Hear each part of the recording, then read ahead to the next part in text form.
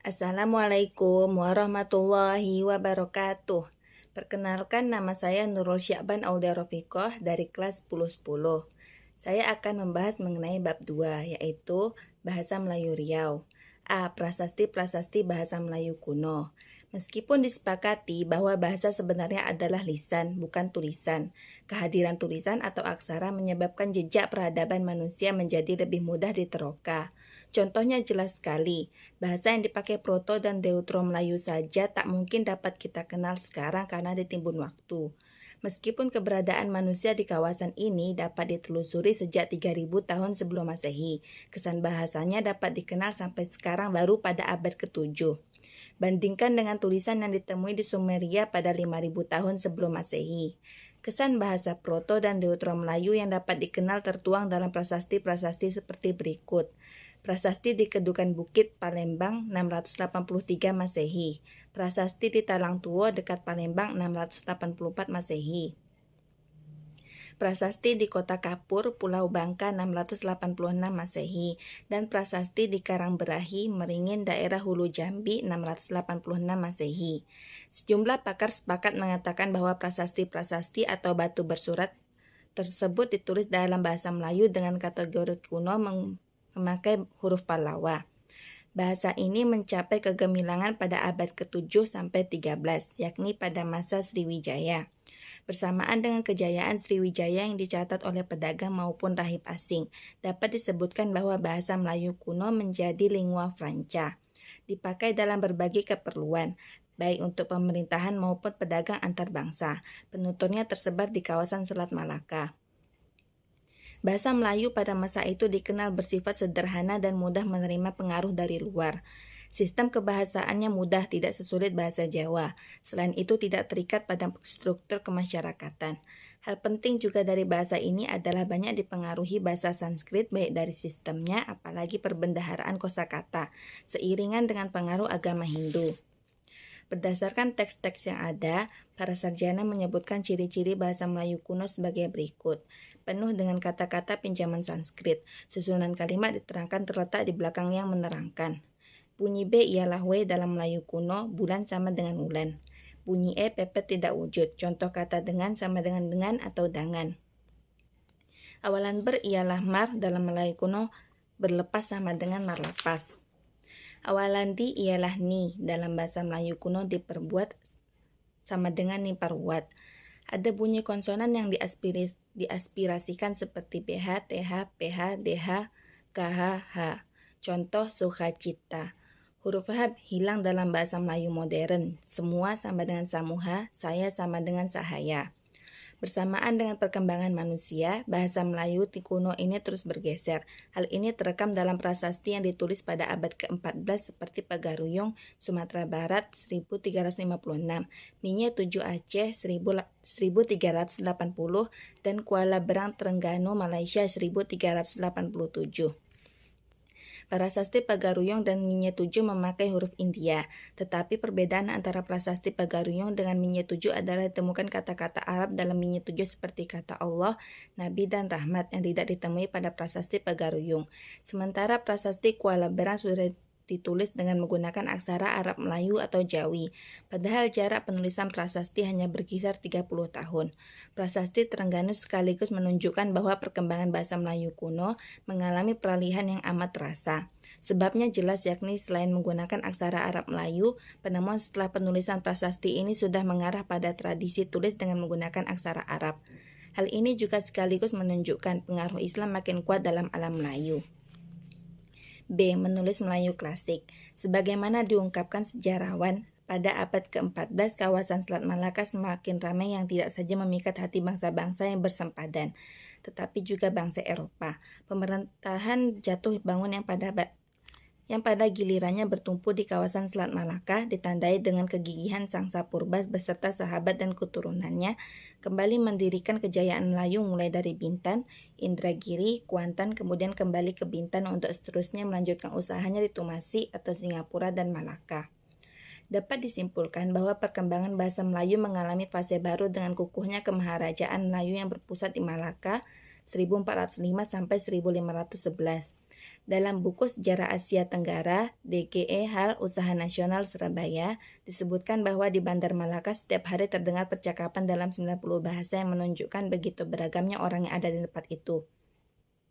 Komunikasi mereka kemudian dipersatukan oleh bahasa Melayu. Akibatnya bahasa Melayu dipahami oleh banyak orang yang keluar masuk ke Malaka dengan berbagai keperluan.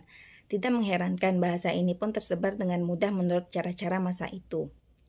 Kehancuran Malaka setelah direbut Portugis tahun 1511 tidak melemahkan semangat berbahasa. Justru pemakaian bahasa Melayu makin meluas seiringan dengan semakin meningkatnya aktivitas bangsa Eropa di kawasan Selat Malaka. Setelah Malang Melintang membangun kembali Kemaharajaan Melayu di Kampar dan Pahang, akhirnya dapat ditegakkan kokoh di Johor Riau 1528 sampai 1822. Bagian penting dalam menyuburkan bahasa Melayu pada fase ini adalah munculnya Kerajaan Aceh di Sumatera yang mematrikan dirinya sebagai negara Islam 1496 sampai 1903. Seperti halnya ketika memperkatakan bukti bahasa Melayu kuno di atas, keberadaan bahasa Melayu klasik juga harus dapat diperlihatkan melalui bukti-bukti tertulis. Dari bukti-bukti yang ada, dapatlah ditarik kesimpulan bahwa ciri-ciri bahasa Melayu klasik adalah sebagai berikut. 1. Banyak menyerap kosakata Arab. 2. Menggunakan aksara Arab. 3. Kalimatnya panjang-panjang, berulang, berbelit-belit. 4. Banyak menggunakan kalimat pasif. 5. Menggunakan bahasa istana. 6. Kosakata klasik. Ratna mutu manikam edan kesmaran atau mabuk asmara. Sahaya, masyghul atau bersedih. 7. Banyak menggunakan pangkal kalimat seperti sebermula, alkisah, hatta, adapun. 8. Banyak menggunakan kalimat sungsang. Dan 9. Banyak menggunakan partikel pun dan lah. C. Raja Ali Haji, bahasa Melayu modern. Penandaan perkembangan bahasa Melayu klasik ke bahasa Melayu modern terutama terlihat dari beberapa hal, yakni 1. Karya tulis yang muncul sebagian besar sudah menerapkan nama penyusun walaupun karya tersebut merupakan kutipan dari tradisi lisan yang telah luas diucapkan masyarakat. 2. Perenungan dan pemikiran mengenai bahasa telah dinyatakan secara terang-terangan. 3. Ada upaya menata bahasa. 4. Kosakata bahasa Arab makin banyak masuk dalam bahasa Melayu. 5. Telah memperlihatkan pengaruh bahasa asing selain Arab dalam bahasa Melayu seperti bahasa Belanda dan Inggris. Dan 6. Orientasi penerbitan karya mengarah pada umum, sehingga memberi kedinamisan penggunaan bahasa dengan mempertimbangkan masyarakat secara lebih luas. Dari ciri-ciri di atas tidak salah meletakkan Raja Ali Haji 1808 sampai 1873 sebagai tokoh utama dalam perkembangan bahasa Melayu modern, kemudian mengangkatnya sebagai pahlawan nasional Indonesia. Karya Raja Ali Haji Bustanul Katibin berisi aturan ejaan huruf Arab Melayu dan deskripsi tata bahasa Melayu dengan model tata bahasa Arab. Sedangkan kitab pengetahuan bahasa berisi tata bahasa Melayu dan kamus ensiklopedis monolingual. Melayu pertama tidak disusun secara alfabetis, tetapi menurut huruf awal dan akhir yang sama. Seorang tokoh yang tak mungkin dilupakan dalam perkembangan bahasa Melayu modern ini adalah Abdullah bin Abdul Qadir Munshi 1796 sampai 1854. Menetap di Malaka dan Singapura, Abdullah banyak memasukkan unsur-unsur kata yang berkembang umum di tengah masyarakat ke dalam karyanya. Ia mengkritik raja-raja Melayu dan sikap orang Melayu terhadap bahasanya yang ia nilai cukup mengkhawatirkan. Patut diakui pergelutan bahasa Melayu modern ini dilatar belakangi dengan semakin melemahnya kemaharajaan Melayu baik secara politik maupun ekonomi. Puncak kemerosotan ini terjadi ketika ditandatanganinya Traktat London 1824 yang memisahkan Melayu di kawasan Selat Malaka menjadi dua bagian. Melayu bagian utara Selat Malaka di bawah pengaruh Inggris meliputi Singapura dan Tanah Semenanjung atau Malaysia, sedangkan bagian selatan yakni Riau berada di dalam pengaruh Belanda. D. Bahasa Melayu Riau asal bahasa Indonesia. Kemaharajaan Melayu di kawasan Selat Malaka dan pantai timur Sumatera berada pada keadaan yang rawan pada abad ke-19. Bahasa yang dipakai penduduknya terus menunjukkan perkembangan positif. Peningkatan kepopuleran bahasa Melayu sama sekali bukan karena jumlah murid sekolah pada zaman VOC yang besar. Menjelang keruntuhan VOC pada 1779, diperkirakan murid sekolah tidak melebihi 7.000 orang. Yang lebih penting adalah penyebaran sekolah jenis itu sampai ke pos-pos VOC yang terjauh dari Batavia seperti Ambiona, Ternate, Bacan, dan Manado. Keadaan demikian juga yang menyebabkan pemuda-pemuda yang berada dalam pengaruh atau penjajahan Belanda akibat Traktat London 1824, sebagaimana disebutkan pada bagian atas mengikrarkan perlunya suatu bahasa kebangsaan dalam sebuah negara. Sesungguhnya tidak terbantahkan lagi bahwa bahasa Melayu yang menjadi bahasa Indonesia tersebut adalah bahasa Melayu Riau. Penamaan bahasa Melayu Riau berkaitan langsung dengan penggunaan bahasa Melayu yang tersebar antara kawasan Selat Malaka dan pantai timur Sumatera. Sebab bagaimanapun, bahasa bukan sesuatu yang dapat dicapai melalui aktivitas sekali jadi, tetapi merupakan proses panjang sepanjang peradaban manusia. Kemudian dari segi kosakata, sifat pengembangan dan struktur kalimat dapat disimpulkan bahwa bahasa Melayu Riau sama dengan bahasa Indonesia. Bahasa ini kemudian dicantumkan dalam Undang-Undang Dasar UUD 1945 sebagai bahasa negara Indonesia dengan nama Bahasa Indonesia mengiringi kemerdekaan bangsa Indonesia dari penjajahan tanggal 17 Agustus 1945. Dialek dalam bahasa Melayu. Keragaman geografis dan dinamika masyarakat menyebabkan ucapan dalam suatu bahasa kadang-kadang terdengar tidak seragam atau yang disebut sebagai dialek. Secara garis besar, dialek dalam bahasa Melayu Riau dapat dibagi ke dalam 6 kelompok sebagai berikut. UU Hamidi 2006, yaitu 1. Dialek masyarakat asli.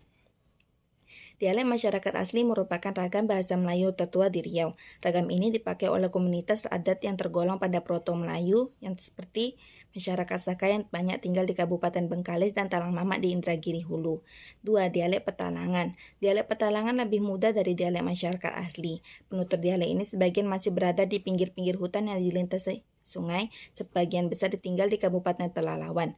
Dari penuturan masyarakat setempat, terkesan bahwa dialek Petalangan merupakan dialek campuran 4 dialek yakni Kampar, Rantau Kuantan, Riau Pesisir, dan Minangkabau.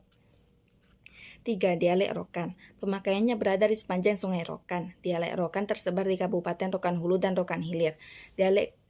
Dialek Kampar. Dipakai oleh penduduk yang dialiri Sungai Kampar. Dialek ini cukup kuat bertahan karena menguasai pasar-pasar di Riau. 5. Dialek Rantau Kuantan. Digunakan penduduk yang mendiami sepanjang Sungai Kuantan. Dialek ini banyak persamaannya dengan dialek Kampar. 6. Dialek Riau Pesisir. Dipergunakan masyarakat di pinggir pantai atau berpantai serta muara sungai sampai pertengahannya. Ini dijumpai di Indragiri Hilir, Indragiri Hulu, Pelalawan, Dumai, Bengkalis, Meranti, Siak, Pelalawan, Pekanbaru, dan sebagian Rokan Hilir. Dapat disebutkan pemakaiannya terbilang dominan jika dibandingkan dengan dialek Kampar dan Kuantan. Dialek serupa juga ditemui di sebagian besar penduduk yang sekarang berada pada administratif pemerintahan Provinsi Kepulauan Riau. Demikian ringkasan tersebut yang dapat saya sampaikan. Saya mohon maaf apabila ada kesalahan. Dengan ini saya akhiri dengan wabillahi taufik wal hidayah. Wassalamualaikum warahmatullahi wabarakatuh.